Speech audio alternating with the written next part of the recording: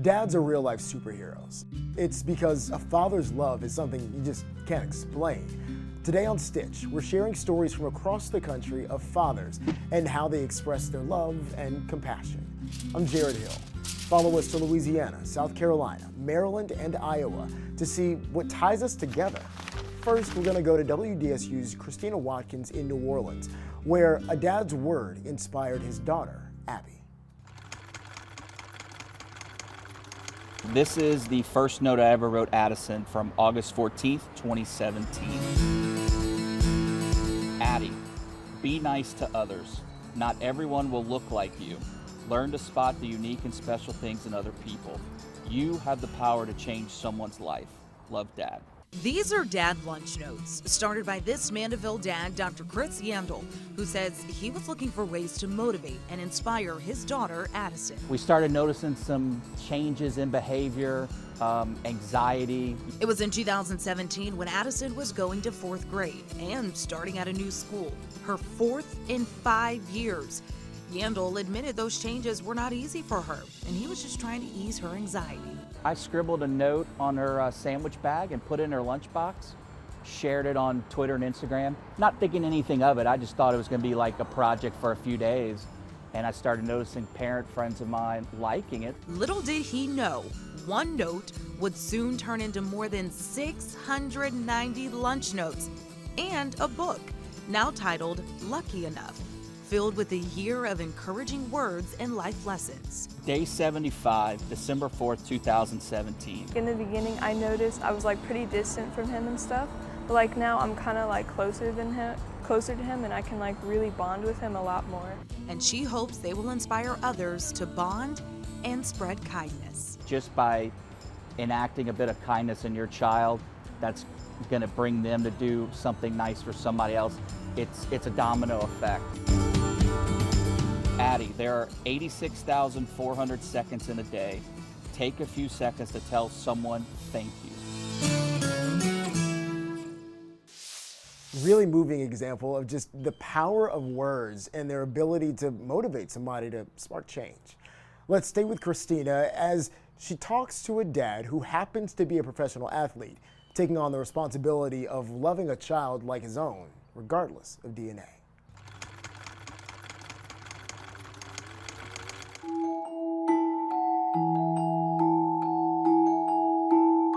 She loves watching him. She doesn't take her eyes off of him. Bowie and Cannon are already the best of friends. The two have so much in common, but the biggest similarity is their parents. Cannon Klein? Saints player AJ Klein and his wife Taylor, mom and dad to Cannon and Bowie Klein. There it is. There's the personality. The Kleins went from 2 to 4 in a matter of months, but the conversation to expand as a family started long before they got married. She always said, hey, I think I want to adopt. Me, at first, I was just like, I'm not sure, like, okay, we'll talk about it. And Taylor says adopting was something she always wanted to do. Her parents were foster parents, and she saw the impact it had. So when she and AJ started talking about it, he admitted he was a little hesitant. so I was very resistant, again, to the idea, and ended up just like praying about it. I literally just went to God in prayer and just asked him to work on my heart, whether or not it was the right thing for me. And I think the hardest part that I had thinking about the whole situation is, can I love a child that's not biologically mine as much as my own children? But one morning, AJ says he woke up and said he was ready. So the couple wasted no time getting the process going. In November 2018, that was the start of a new beginning for the Klein family. We actually found out we were pregnant the day after Thanksgiving on a Friday. And then the following Wednesday, I get a call from our social worker, well, a missed call. I called her back and she told me about his birth mother. And then on January 25th, 2019, Cannon James Klein was born. We were in the delivery room. I was able to cut the umbilical cord, be there. My wife did skin to skin right after he was born. When I look at him, I see pure joy. I didn't think that I could love a child that's not biologically mine, and I love him more than words can express. When AJ and Taylor decided to adopt, they said they did not have a preference on race or gender. And we went into it, we said, you know what, whatever child God gives us, that's the child we're going to accept as our child and love. Regardless. Regardless. And then there's a no preference. So that's the box that we checked. We had no idea what our son was going to look like. And meeting him, he was so familiar. And we couldn't imagine him looking any differently than he does. But they did admit raising a black son will eventually come with its challenges. And obviously, there are a lot of injustices in this world, and we know that raising him is going to be different than raising her, and simply based on the color of his skin. And it's going to be difficult for us. But for now, AJ and Taylor said they want to enjoy these moments, watching their son Cannon and their daughter Bowie grow in love, grow together, and grow as one. Thank you for revealing my true purpose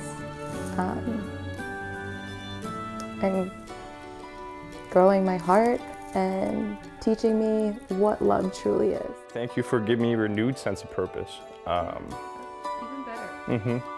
I think,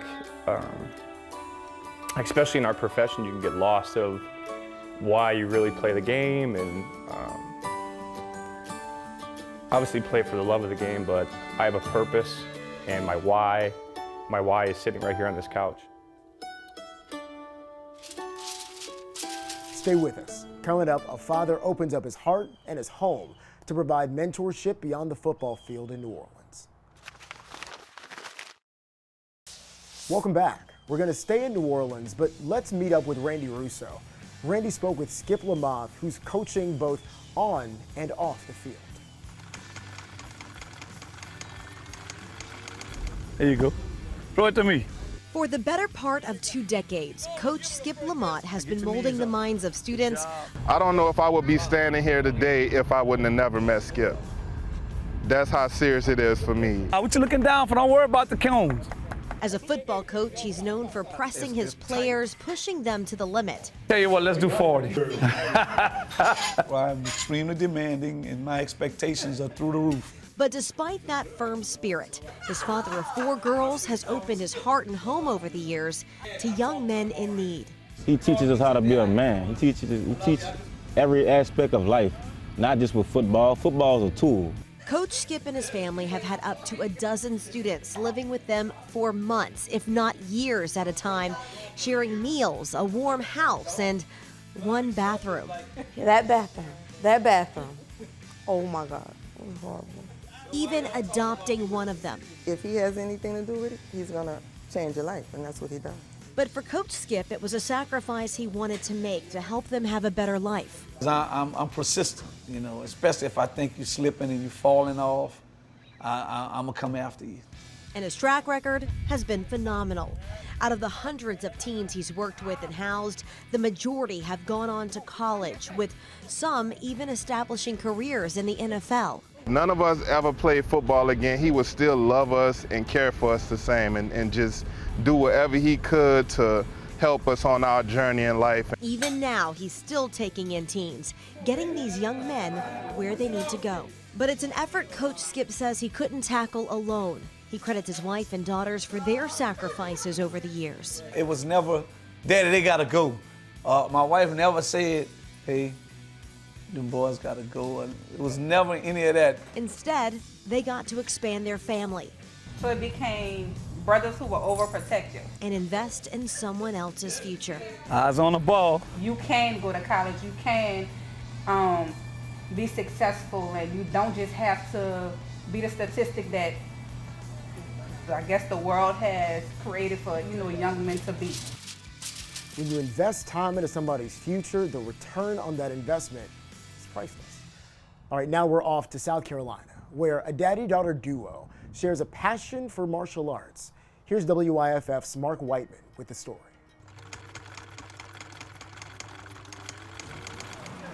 Throw that punch. Nice. Don't hesitate. Be confident when you throw a kick. Let's go. You've heard of a daddy-daughter dance. Commit to it, there you go. But this is something else. Right hand's too low. Right, Abby, it's fast. Push it, push it, push it. Boom. Entirely. That was a point. Perfect practice makes perfect. Come on. At Hub City Martial Arts in Inman, Abby Westbrooks and her dad Mike dance to a different beat. Don't chase. Setting you up. Mix it up, mix it up. A shared passion thanks to a shared love of fine film. I watched some karate movies with my dad when I was little, and I just thought, oh, that's cool. I want to learn how to jump like 10 feet in the air and kick some guy. I always grew up a Chuck Norris fan, wishing I could do some of those things. Turns out he could. He just needed a push from his daughter. She showed interest in getting in karate, and so we signed her up. And going there with her, I decided to, heck, I'll jump in this. From that point on, it was 4 nights a week in karate, tournaments twice a month, sometimes more than that. So we were traveling all over the southern United States. I started winning first place in every single tournament I went to, probably at 8. I just turned 10. I went and I won a world championship. I was never afraid of getting hurt. I was afraid of losing and embarrassing myself. After 2 years collecting titles and trophies, Mike's competitive career was nearly cut short in 2015. He actually walked out of the bedroom. I woke up and realized something was wrong. He was kind of dragging himself. I was having a stroke. And he couldn't get the words out. The whole left side of my body was paralyzed. The diagnosis? A torn carotid artery in his neck. Recovery meant 6 months of blood thinners. Just started praying. And I felt a peace in me that somehow I was going to be in Buffalo, New York the week between Christmas and New Year's, and I was going to compete for a world title. And then the miracle he'd prayed for. I was in the pre-op room, and they were just about to take me back to put the breathing tube in. The doctor comes in with his laptop, and he shows me the blood clot was gone. It's gone. It's not in your body anywhere. We can't explain it. He won 2 world titles in Buffalo while dealing with depth perception issues caused by the stroke. I felt like I'd be swinging at the back of your head when I was hitting you in the chin, and that's how I won the world titles. Karate stopped for the Westbrooks when they moved from Houston to the upstate, but Abby and Mike got the spark back and qualified together to represent Team USA in the World Karate Championships. We call each other our karate buddies. We're out going on road trips, and we just have a lot of fun with it. I've always dreamed of representing our country, wearing our colors, and to get to do that with my daughter. Like I said, I get teared up thinking about that. After all those trials, it's going to be great to see those two represent Team USA. Stay with us. We're going to be cleaning up the city alongside some dads in Baltimore. Welcome back. Next, let's visit Baltimore, where fathers are uniting to clean up their neighborhood to provide a better community for their kids. Here's WBAL's Lisa Robinson with the story.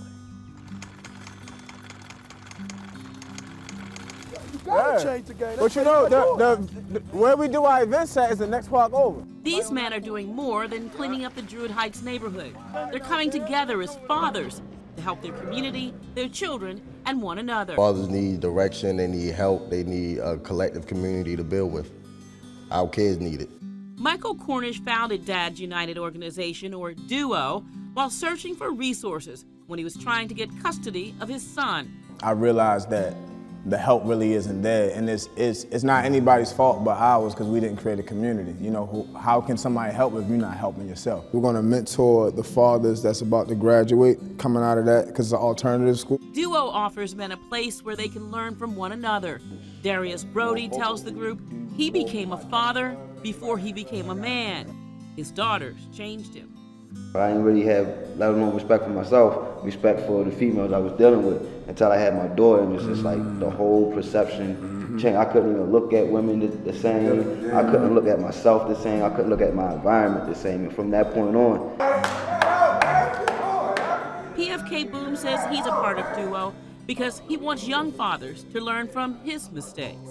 I had a little bumpy road in my fatherhood, so I'm able to help a lot of young men who, as I was in a daze of trying to figure out how was I going to get through this at 16, I'm more like the one that can give them some answers. Aside from doing events with their own children, DUO hosts free events in the community, and they hold regular cleanups to rid the streets and alleys of trash. Do you think that Dads United and what you all are doing in the community with cleaning up and mentoring, You think it's gonna make a difference with the ills of Baltimore? I think it's gonna make a difference in the ills of one person's mind, and then that will affect another one, and then it'll affect people in Baltimore, so in turn it will affect Baltimore. One person changing in Baltimore is a change in Baltimore. Cornish has created a community, a brotherhood growing together in fatherhood. You put a community around anything you want to get done, it will get done if you have a community around it.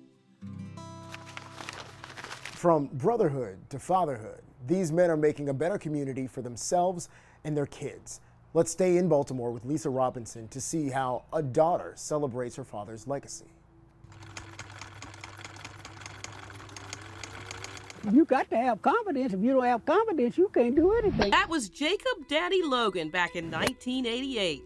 He had more than confidence. He had visions for how he could help his community.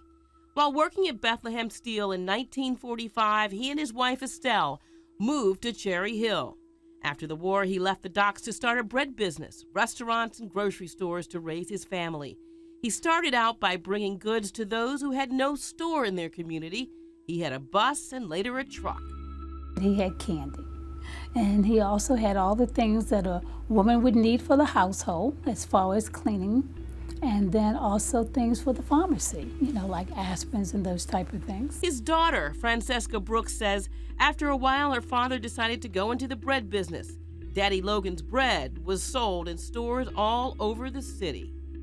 So Daddy would purchase himself some trucks so that they could go out through Baltimore City, Cherry Hill, Mount Juan, and some parts of Brooklyn and Glen Burnie to deliver the bread. Then, after a while, Housewives said to Daddy, "Mr. Logan, do you know that I am making more of your bread than I'm making of my bread, and now you're competing with me?" So he found another company to make his bread. In 1993, Daddy Logan retired and returned to one of his first loves, golf. He'd been a caddy in his earlier years and tried to learn then, but segregation kept him off the greens. At 73, he taught himself to play golf and would later be a fixture on courses throughout Maryland. I play every day. Most any day is nice. It's not raining or snowing. Those who saw him on the links will tell you he was something else. He used to brag and say he could beat this person, he could beat that person, and just he had a certain personality. He also had a sort of way with him where he had a certain charm and elegance. And his van advertised his fearlessness, bragging he could go anywhere to play anyone who wants to play. He said he would play all the men that were his age and he would beat them. When you saw him playing, you could tell, he said, "Oh, if he can do it, I can do it." Logan passed away in 2017 at the age of 97, and he drove and played golf up until the end. Brooks says her father always wanted his story told.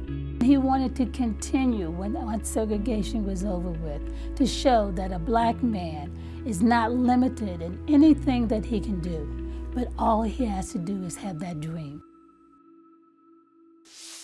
This next story is pretty adorable. Eric Hansen in Iowa introduces us to the dads who give kids a great start to their day. All across Iowa, mornings start the same. Blackbirds singing, school kids dragging. The kids are pretty tired. And parents? It's crazy just getting in here. Bless their hearts. I try to get in and out as fast as I can. Nagging. You've got to do this, this, and this, and this. They are running behind. Making elementary drop-off lanes. It's crazy. Minivan mosh pits. Uh-oh. But in Grimes? Yeah. The performers? Arrive way before the crowds. This doesn't get your knees moving, nothing will. And once the crush of Chryslers and Dodges roll in, Michael Jackson's the backup. Good morning, sir. To these frontmen. Good morning. Known as the dads on Morning, buddy. Doors. Have a great day, sir. It started in February. When that dad, belting Bon Jovi, had enough. Morning, buddy. Happy Friday. Lawmakers were fighting over teacher pay, and already swamped teachers. Over 500 and some kids coming in. And those kids, he figured, morning, needed proof that parents, happy Friday, and especially dads, Yeah, here's a big one. Yeah, ouch. can support their school by simply handing out high fives every Friday. Oh, that's a good one. 17 dads drop everything at 8 a.m.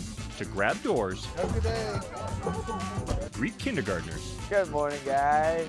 and make sure every boy and girl headed into South Prairie Elementary knows Happy Friday, eat your bag, bud. the drop-off lane could really be the start of something amazing. Bunch of dads hanging out, giving a lot of fives, putting smiles on kids' faces. Appreciate you very much. It's been fun to do. They understand that we care here. Really sweet way to get the day started. Love to see these dads lifting spirits and the door handles. Let's stay in Iowa and visit Marcus McIntosh as he talks with a father who shares his wisdom through literature. Grab a young boy and speak life into him. I promise you will see the results. Words from John Martin Sr.'s first book, 8 Conversations to Have with Your Son. I wanted to create something to where I could share my story with some up-and-coming fathers. Helping them maneuver the speed bumps he encountered while growing up. I had a troubled past. I was in and out of trouble all throughout my teens. Expelled from Hoover High School on Des Moines' north side, Martin Sr. admits he took money-making chances growing up, chances that could have landed him behind bars. But living foul ended when he was 19. It saved my life. Being a parent, having the responsibility of someone else nonstop 24 hours a day, it makes you grow up. It makes you move differently. He has been on the right path ever since. Along with being an author, he also owns a marketing business. Martin now moves in a way that is working to keep young people of color off the prison pipeline. Numbers don't lie. 85% of people that are in prison come from fatherless homes. He says fathers need to be involved in their children's lives. Being a father goes a long way.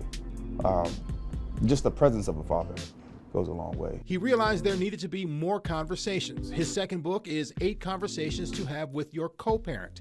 Knowing if the parents are no longer together, they both need to remember what is most important. Just keeping the child as the focus.